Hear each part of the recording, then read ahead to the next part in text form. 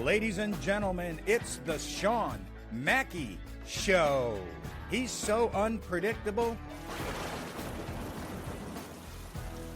Mother Nature calls him for advice.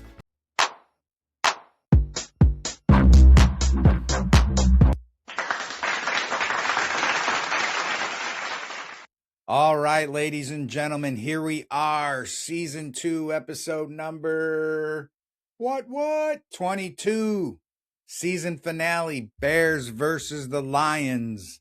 I wish I had a clothespin so that I could have opened up the video. Something stinks in here. Oh my gosh, that Bears game was a freaking debacle from beginning to end. Now, I got some thoughts on what's going down, or what I'm hoping has gone down, or what we witnessed in the last 3 games for the Chicago Bears. We beat the Packers, lose shootout to the 49ers, and then get humiliated at home by our division rival, the Detroit Lions, Ben Johnson's old team. And I'm going to talk to you a little bit about a philosophy here, not too far in the future within this episode. All right. So statistically, and once again, this was a game, the Bears just looked absolutely brutal. For the majority of the game, Caleb Williams works his magic again. He ties the game 16-all very late with 16 points in the fourth quarter. But at that point, all Detroit needs is the field goal to win it. Now, at the end of that game, the Bears got that interception to stop that drive, and all the Bears needed to do was get into field goal range to kick that field goal. And I know they were trying to run some time off the clock, maybe get down there, but they couldn't move the ball. That last drive was absolutely brutal. And they end up giving Detroit the ball back. And we know what happened. We end up having to pull out the old Boo-Birds because the Bears lost that game. So let me go back and look at something. On that last drive, if you go to the play-by-play and get down to that fourth quarter, after that Kevin Byard interception, congrats to him. He ends up leading the league in interceptions, I believe, with number 7. The Bears managed 3 plays, 5 freaking yards before they have to punt. My question is at this point, once you get down to 4th and whatever it was, isn't that 4 down territory? At that point, you got to figure Detroit's, I know you punt, make them take the long field, but they still drove down, got the game down to the last couple of seconds, kicked the field goal, no time left on the clock, you lose the game. I think at that point, all season long, Ben Johnson, you'd gone for it on 4th and 1, 4th and 2, 4th and 3, 4th and 4, 4th and 5, right? When the game comes down to the possibility, maybe you make that first down and you do get into field goal range, you kick that field goal, you win the game. Now you're not limping into the playoffs, coming off 2 losses, and have to go face your all-time hated rivals, the Green Bay Packers, for the 3rd time this season. You were going to face them pretty much anyway, but with them coming off 4 losses to end the season, and now you coming off 2, you're both kind of limping into the playoffs. But I would have rather had seen the Bears go out and win this game and go into the playoffs with the one thing I said in one of my Facebook posts, that the most important thing you need when you go into the playoffs in any sport is you have to have confidence. By winning that game, that gives your team and your players and your coaching staff just a little bit more confidence going into that wild card round, that wild card matchup against the hated Packers, you know? And confidence is a big deal. Back in the first year I played semi-pro ball, 1988, we played, I think it was a 7 game regular season. Then based on the way our teams were broken up into the little divisions within our league, it was a playoff game and then a championship game. We went 9-0 that season. 5 times our defense pitched a shutout in that season. 5 times we held opponents to no points. The one thing we had going for us when we went into that game, no matter who we were playing, was confidence. When that game went into overtime, we had the confidence that we were going to walk away a winner in that championship game. And that's the big thing that you need to have. And you know what? And don't say, oh, these guys are pros. They don't need something as minute or something that doesn't matter like confidence. They just need to go and execute. What the hell has this season taught you all year long? Yeah, they're pros. But how many times have you seen fundamentals break down, tackling break down, the number of penalties, the discipline that's not there? So you can always say, and I'm a big believer in that, yeah, these guys are pros. Just like when I talk about baseball, you're getting paid big bucks. You need to be executing at 100% all the time. But we see stuff break down. So if you've got some of those issues where you're seeing things break down and then you have that lack of confidence, that could be a killer for you. That could be a game changer. So, without really, we got the Bears Packers tonight. This episode's going to drop a little bit later this afternoon, probably just before tonight's kickoff. And then, if the Bears win that game, then I'll probably finish up or continue posting in the week and do the recap. I don't know yet. We're coming down to the wire here. Bears need a victory tonight to keep their playoff hopes alive. They are in Chicago. But here's my philosophy on what I think. The more I've had time to think about putting this episode together and kind of thinking about what transpired last week. So I know there's a lot of rules regarding the use of game film for teams to watch. I think typically most NFL teams will look at their opponent's last 3 games. So you're going into the Packers, right? Ben Johnson said he was going to play their starters. We're in it to win it. But I think at some point for Ben Johnson, it was like, I left Detroit, so I have no ill will toward them. So I don't really feel the need to have to beat Detroit to end the season. He knew coming into the Bears organization, and he said he was going to enjoy beating Matt LaFleur twice a year. I think it was more, I need to beat the Bears situation for Dan Campbell. So what I'm hoping, like, Ben Johnson knew the Eagles were going to rest their starters, so he kind of figured to save face, the Commanders would come out, pull out that victory. So no matter what, the Bears were going to get the 2 seed because they had the tiebreaker against the Eagles, so they were going to be absolutely facing the Packers. So Ben Johnson has to say to himself, they've got the game film where we played them 2 weeks ago. Then they're going to see what we put together for the 49ers. So now I'm really hoping that Ben Johnson's strategy with the way that offense looked like they didn't care or how they were half-assing it most of the game and why he targeted Colston Loveland like 15, I don't know. Colston Loveland, I think, had 13 receptions and he was targeted how many times was he targeted? Okay, no, he had 10 receptions, but he was targeted 13 times, right? He only targeted Burden the third 4 times, DJ Moore 3 times. He had 1 reception.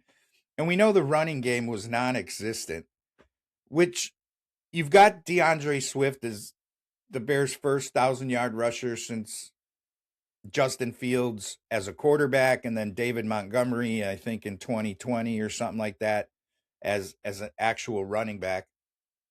And they only managed 65 yards. Was that Green Bay absolutely being brutal up front and stopping the Bears, or maybe it was Ben Johnson kind of being extra vanilla? Maybe he rolled out a game plan to which it was stuff that nobody'd really seen before. Maybe it's not on tape. So when Green Bay goes to look at their film, the 49er Bears film, and then the Lions Bears film, maybe it's smoke and mirrors, a smoke screen. So like, oh, that's new. The Packers look at the Lions game. Okay, that's new. We got to work. And so then they focus on picking out this new stuff that Ben Johnson put in that maybe wasn't executed all that well, worked on that great. So whether it scored for you or not, it was something to put on film to maybe get Green Bay to prepare a little bit differently than they normally would. And then maybe and hopefully Ben Johnson has a whole new game plan that will be stuff that they've worked on that they know they can execute well and properly that Green Bay hasn't really seen before, and try to get a leg up there, right? I do know. So that's my philosophy on that. I don't know how much of it is without even really asking Ben Johnson. And if any reporter or anybody ever was able to ask a question like that, I guarantee you Ben wouldn't answer it. Why give anything away, right? I mean, it's not unheard of to put in an offensive package that is made up of schemes and plays that you may not have run all season long. You may have practiced them and you may have the execution down, but you may not have put them on game film or on game tape. And the best thing about a guy like Ben Johnson is it quite literally can be plays that they tick that look exactly like ones they've already run with just a little different spin on it so that you get the defender to line up and say, oh, we saw this. Let's line up here. This is what to look for. And then boom, you come out and run something totally different. Get that element of surprise on you right there. You know what I'm saying? That would be best case scenario, right? So defensively, there's some division going on here. So defensively, they looked absolutely atrocious. Okay. I'm looking at this as a Dennis Allen thing, scheme wise, because you're shut out through 3 quarters against the Lions. They are up 16-3 by the end of the 3rd quarter. Your defense seemingly can't do anything, but yet at somehow magically in the 4th quarter, your defense gets a couple of stops, enough so to allow your offense to tie the game. And then you're in a position where there's a chance defensively you could possibly force overtime by not allowing the Detroit Lions to drive down the field for freaking 80 yards to eliminate all the time on the clock and leave just enough left over for them to kick the game-winning field goal. All of a sudden, you can't make those stops. So when you look at it from a player standpoint, if you've got the personnel on the field that can make those stops when they're needed so you can tie the game, and that same personnel, and then you have them, the scheme that you called or the plays that you may have called during those stops, obviously you can get it done. So then when you've got the same personnel on the field and then maybe you're not calling the same plays or the same schemes and you're doing something differently, that tells me it's like a Dennis Allen issue where, like, I don't think he knows where and when to bring the aggressiveness and the pressure. And I've been pushing for them to play more man, but then they played more man in the Lions game, and then our man defense looked absolutely atrocious. Jalen Johnson, for as good as he's been for us, one of the top-rated defensive backs in the NFL, looked absolutely pathetic on a few of those one-on-one matchups, right? So, and then when the Bears get to playing in the zone, it's really odd to me because I look at Dennis Allen's defense, and and I pointed this out to my wife, and it actually turned out it was on that interception that Bayard had at the end, toward the end of the game on the deflection. And as soon as the Bears were showing pressure up front, and I told her, I said, they're going to back out of this pressure and play zone. And they absolutely did it. So if I can call that as on my couch, I think some of the Bears' opponents are maybe looking for that because they see that Dennis Allen likes to show pressure, but then he doesn't actually bring it. And when they drop out, he typically drops out in that zone. Well, the problem is when you show pressure up front with linebackers or even D backs, and then you want to drop them back out into that zone, you're forcing your defender to get back to that zone uh, deeper. So when you're a linebacker and you're usually maybe you're set up in a normal defense, you're 3.5 to 4 yards off the line of scrimmage, and then you got to get back to cover your zone. Well, when you come up to the line of scrimmage to put that fake pressure on, you've got to, that's 3.5 to 4 extra yards you've got to cover to get back into your zone. And I think offensive teams can see this. And to me, if you've got a decent quarterback with rhythm, I've talked about this on other episodes, and they see that, then it's like just a kill, kill, kill call or a check down or one word being said to one receiver who gets the message. And then they break off their original route or pattern and they just know to split the seam and find the open zone. And the good quarterback's going to hit you and tear you apart. And the big thing is, and I'll say this again, I talked about it last week's episode, as far as running a zone defense, you have to have studs up front in order to run a zone defense. If you don't get pressure consistently with zone defense, if you don't force the quarterback into making quicker decisions and making some ill-advised throws with the pressure you're getting up front with your front four, your front three, your front five, whatever it is you run defensively, you're not going to play in a successful zone.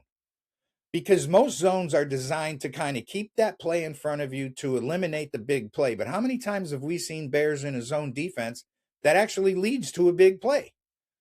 Because if it's a 4th and 4 situation, the Bears will drop into a 5 or 6 deep zone and the receiver just sets in at the 4 at the first down marker and makes an easy catch and falls forward for the first down. Or if they're looking, I've seen instances, teams against the Bears would be in I saw a couple of weeks ago, I think it was San Francisco. It was like 2nd and 17 or 3rd and 17, and the Bears are dropping back in that zone, and quarterback just hits dude at the 13-yard mark, and he just keeps running right across the middle and picks up the first down, 17 yards. So I want to this is a Dennis Allen thing because here's where the division comes from. I saw a lot of people post on my Facebook post or the groups that I follow, and everybody keeps talking about, they got to build the defense. Got to next year's draft. We're going to draft. We're going to build the defense. Going to build the defense. I think a lot of you Bears fans are forgetting the fact that Ryan Poles started building the defense before Caleb Williams even was part of this team. That's the first thing he did. So what I'm saying is, if 7 or 8 of your starters for that game are Ryan Poles guys in which he started building that defense, and now you're saying we got to go back to the draft and we got to draft more and sign some, beasts on defense, then are we saying the 7 or 8 guys that Poles went after in the last 2 years aren't the guys anymore? Are we looking at revamping and technically rebuilding the entire defense? Because I'm going to let you in on a little secret. All right? Let's look at Ryan Poles' draft picks. All right, this camera's lagging a little bit. Don't fuck around with me. I got you plugged into the internet. I got everything the way it's supposed to be. So don't be giving me none of your bullshit here, camera. All right? Let's look at Ryan Poles' draft picks. 2022. Kyler Gordon, Jaquan Brisker, Dominique Robinson, Elijah Hicks, and Trent Gill, a punter. Now, that Trent Gill thing will come into play for what I'm about to explain to you here. And you already probably can figure out how it comes into play. So, 2022 draft. Kyler Gordon's hurt, but he's still one of your starters when he's healthy. Jaquan Brisker's been a starter, was a starter in that game last week. Dominique Robinson played a lot of minutes in that game. He's still on your roster. I know you don't have Elijah Hicks anymore. I don't believe you do. So let me just double check and make sure that, because I think there was an Elijah that the Bears got rid of, whether it was Hicks or somebody else. But defensively, I don't even think the Bears still have Elijah Hicks on their roster. Okay, so they still do. So you still have Elijah Hicks on your roster. So that's 1, 2, 3, 4 guys right there that are still on your roster. Who the hell am I thinking of? Pickens. Oh, that's Zach Pickens. That's maybe okay. All right. Anyway. So yes, Kyler Gordon's hurt, but that's 2022 draft. Okay. 2023, Gervon Dexter. That's a guy that's in the mix every single week. Tyreek Stevenson. That's your guy right there. He's out there. He's on the field all the time. We've talked about him. Now here's Zach Pickens, defensive tackle. That's who I'm thinking. I'm thinking Pickens and Hicks. That's what got me confused. But I don't think Zach Pickens is on your team anymore. All right. Noah Sewell. We know Noah Sewell's been big in the mix. He's been playing really well up until the point that he gets hurt, right? And then Terrell Smith, another defensive back. So the 22-23 NFL draft, 1, 2, 3, 4, 5. Travis Bell, a defensive tackle, 6. Kendall Williamson, a safety in 2023. So 1, 2, 3, 4, 5, 6, 7, 8, 9, 10, 11 players in 2022 and 2023 out of 12 picks. One was a punter. 11 players in 2022 and 2023 are on the defensive side of the ball, and most of them are regular contributors to this Bears defense. So are we now saying that those are the wrong picks? Do we have to go through the draft again and get a whole bunch more draft picks to solidify the defense? Or do we got the guys and it's a coordinator issue? For as good as Dennis Allen's defenses in the past have been ranked really high because he had kind of some studs on his roster. Bears don't necessarily have the studs, but a good defensive coordinator can take the talent that the Bears do have and turn some of those players into studs. I mean, what are we talking here? You look at the 2024 draft, they went after and got Austin Booker, and then they took Torrey Taylor, a punter. So I bookend these drafts from 2022 to 2024 with Ryan Pohl's selection of 2 fucking punters in 3 years. Doesn't that beg some questions in your mind? Don't you think, what the hell is this guy doing? Again, we all clamor and say, Bears fans, like the backups were injured. We got a lot of injuries. The Bears defensive backups. Who puts those guys on the roster? That's Ryan Poles. Look at Ryan Poles' draft since 2022. Very, very defensively heavy. Very defensive heavy until you get to the Bears 2025. Well, in 2024, we know they took Caleb Williams too. I was just highlighting the defensive players that they've taken over the last 3 years. We know there's been some offensive players taken in there. You know, we ended up last year with Kyle Monangai. We got some linemen thrown in there. We got Caleb Williams in there. But Ryan Poles has been building this defense up since 2022. So what are we talking about here? Everybody wants to say, oh, the offense has kind of finally arrived. Now we need to work on the defense. The fuck? We've been working on the defense since 2022. So what is it? I mean, I don't know what we're talking about here. I do. I think it's a Dennis Allen issue. It could be both. We could be saying that all these guys that Ryan Poles drafted aren't the guys that we need anymore. Now, if he goes out and retools the draft for 2026 and picks up a whole bunch more defensive guys, and then the Bears defense gets retooled again, how is that going to bode well for us next year? Don't you need time, practice? I mean, a bunch of new players. You turn over your entire defensive starting lineup and you're going to go with something new for next season. That's going to take time for them to gel. and build up momentum. You can slot a couple of guys in here and there when you're building an offense or a defense. You can't retool the whole damn thing. And that sounds to me like what a lot of fans are talking about. Got to retool the whole defense. Yeah, I get it. You need to get an edge rush. But do you? Do you really?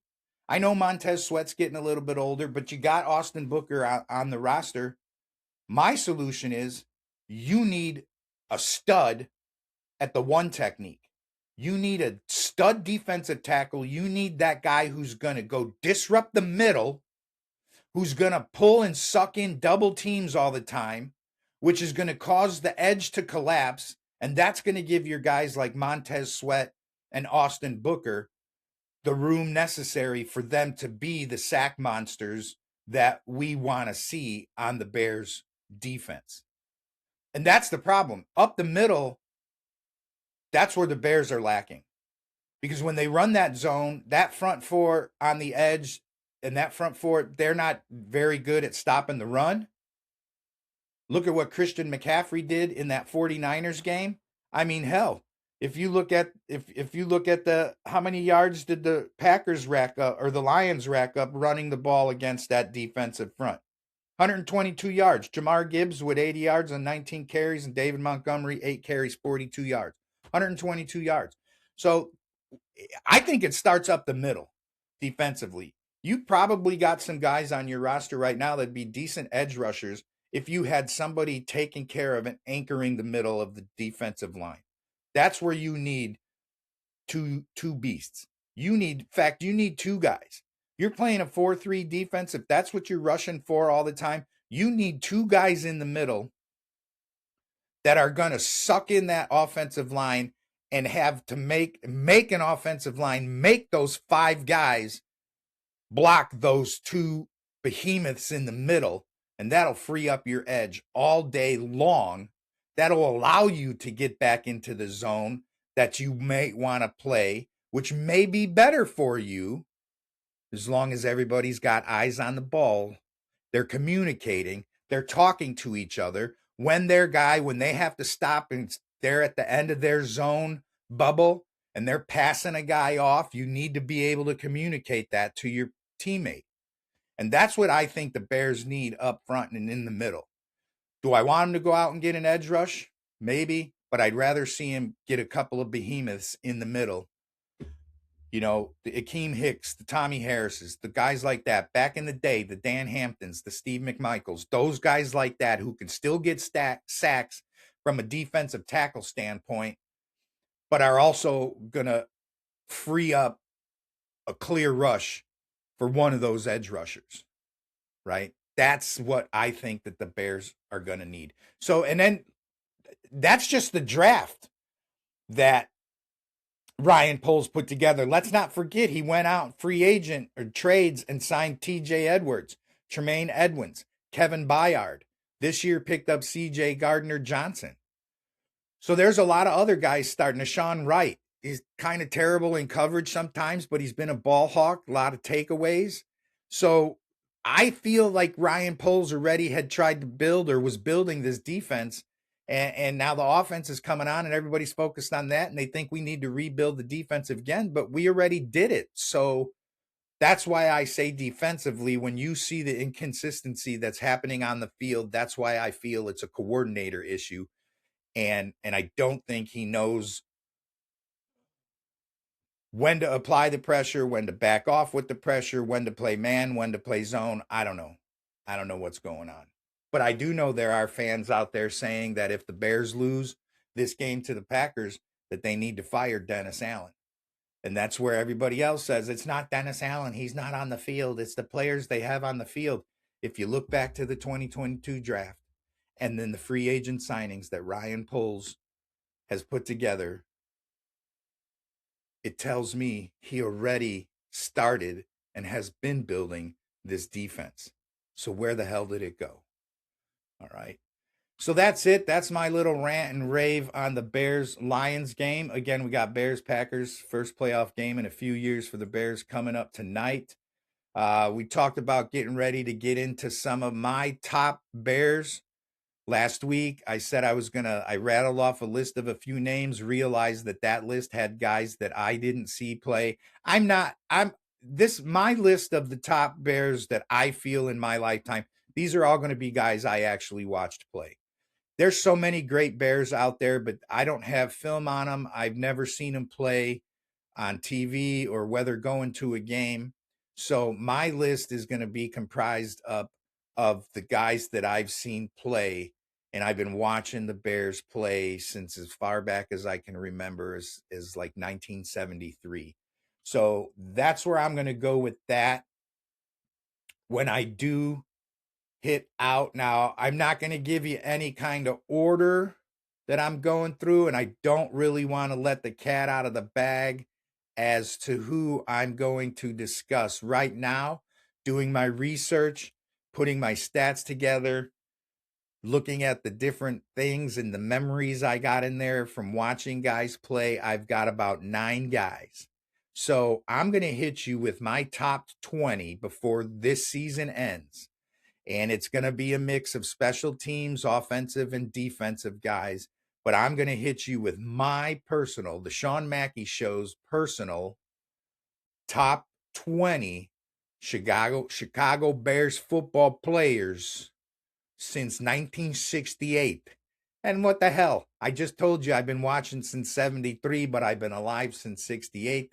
So maybe if there's some dude on a roster right there between 68 and 73 that I still happen to see play, I might include them on the list. All right. So that's it. That's all the time I got for this episode of the Sean Mackey Show.